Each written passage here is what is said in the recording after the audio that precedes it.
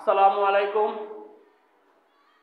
কাজী সাফায়েতুল্লাহ, কাইতলা যোগেশ্বর উচ্চ বিদ্যালয়, নবীনগর, ব্রাহ্মণবাড়িয়া। নবম শ্রেণীর শিক্ষার্থীরা, আমরা সবাই একটু খেয়াল করি। আজকে ষষ্ঠ অধ্যায়ের পরিমাপ সম্পর্কে আমরা আলোচনা করব। অধ্যায় ষষ্ঠ, পরিমাপ। এখন প্রশ্ন হচ্ছে, পরিমাপ জিনিসটা কি? এটা সম্পর্কে আমরা জানি আগে। পলি শব্দের অর্থ হচ্ছে, পলি শব্দটি এসেছে দুইটি গ্রিক শব্দ থেকে।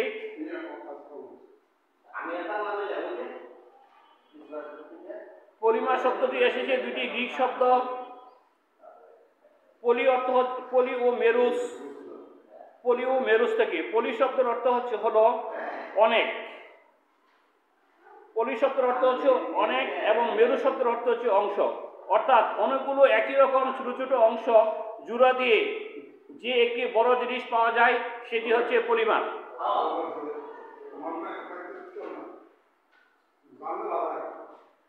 যেমন আমরা একটা লোহার শিকলের কথা চিন্তা করতে পারি। লোহার ছোট ছোট অংশ জোড়া দিয়ে একটি বড় শিকল তৈরি হয়। লোহার ছোট ছোট কতগুলো অংশ জোড়া দিয়ে বড় একটা শিকল তৈরি হয়, অর্থাৎ বড় শিকলটি হলো এখানে পলিমার। রসায়ন বিজ্ঞানের ভাষায় একই ধরনের অনেকগুলো ছোট অণু পরপর যুক্ত হয়ে পলিমার তৈরি হয়। পলিমারটা কিভাবে তৈরি হয়? একই ধরনের অনেকগুলো ছোট ছোট অণু পরপর যুক্ত হয়ে পলিমার তৈরি হয়। যে ছোট অণু থেকে পলিমার তৈরি হয় তাদেরকে বলে মনোমার। তাহলে এখন আমরা জানলাম পলিমার এবং মনোমার কাকে বলে। পলি শব্দের অর্থ হলো অনেক এবং মেরু শব্দের অর্থ হলো অংশ। অর্থাৎ অনেকগুলো একই রকম ছোট অংশ জোড়া দিয়ে যে বড় একটি জিনিস পাওয়া যায় সেটি হচ্ছে পলিমার। আর মনোমার কাকে বলে? রসায়ন বিজ্ঞানের ভাষায় একই ধরনের অনেকগুলো ছোট অণু পরপর যুক্ত হয়ে পলিমার তৈরি করে। যে ছোট অণু থেকে পলিমার তৈরি হয় তাদেরকে আমরা মনোমার বলি। আমরা যে পলিথিন ব্যাগ ব্যবহার করি তা হলো ইথিলিন নামের মনোমার থেকে তৈরি পলিমার।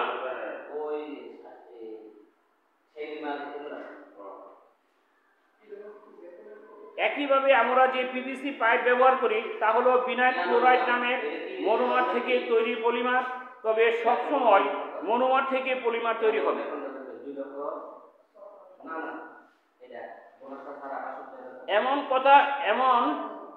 এমন কোনো কথা নেই একের অধিক মনোমার থেকেও পলিমার তৈরি হতে পারে।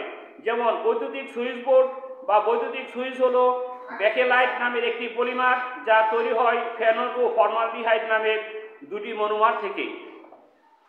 আবার মেলামাইনের থালা বাসন হলো মেলামাইন রেজিন নামের পলিমার, যা তৈরি হয় মেলামাইন ও ফর্মালডিহাইড নামের দুটি মনোমার থেকে।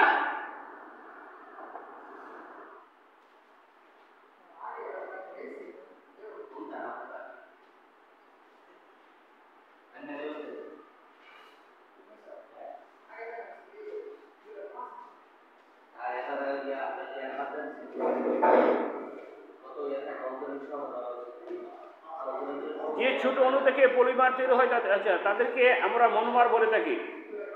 এখন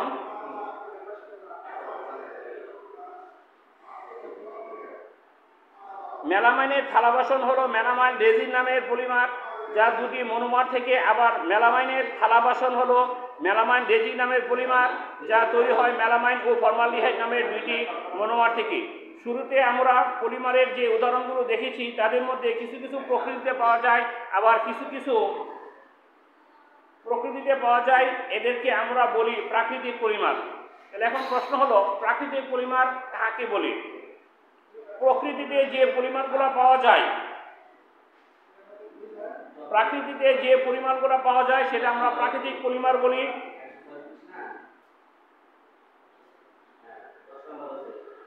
এখন আমরা নিজেরাই বলতে পারি উদাহরণগুলোর মধ্যে কোনগুলো প্রাকৃতিক পলিমার।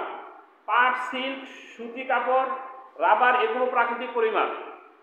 আবার অন্যদিকে melamine, resin, bakelite, PVC, polythene এগুলো প্রকৃতিতে পাওয়া যায় না, শিল্প কারখানায় কৃত্রিমভাবে তৈরি হয়। এরা হলো কৃত্রিম পলিমার।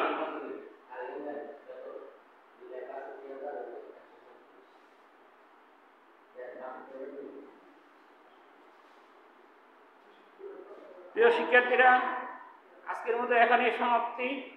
আল্লাহ হাফেজ, সবাই ভালো থাকো। আসসালামু আলাইকুম।